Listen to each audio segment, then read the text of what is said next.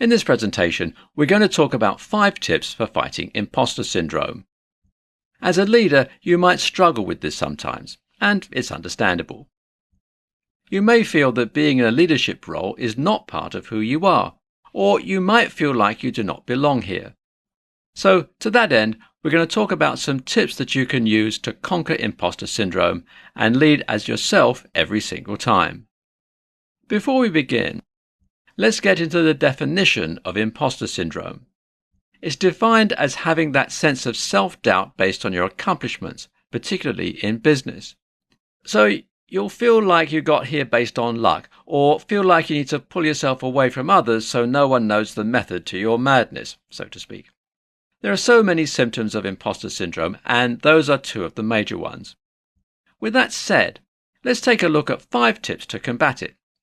Here we go. Number 1, you want to recognize the symptoms and signs. So again, that includes feeling like you got lucky to land a leadership position, or you hold yourself to very high standards. You may find it difficult to accept praise, and of course, you may feel like you're not good enough. So you want to be aware of this.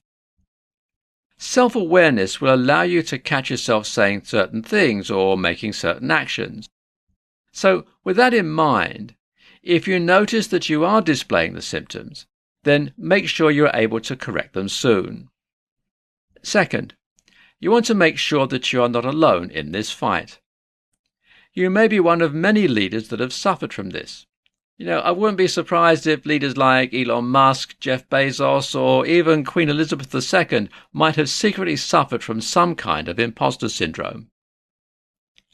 Third, you want to accept the fact that being a perfectionist is pointless. Settle for having a task done. It's good enough and it accomplished a certain goal. Look, nothing will ever be perfect. There are rare cases where perfection happens, but other than that, you have a better chance of winning the lottery than achieving perfection, and even that's a challenge on its own. Fourth, I believe it's important to be kind to yourself. Everyone starts at 0. You started from somewhere, and it certainly wasn't the top of the mountain. You want to make sure that you talk to yourself in a positive way, especially if you suffer from a setback. You don't want to get into the negative self-talk, because repeated amounts of it will become part of your belief system. You don't want that. Believe in the positive.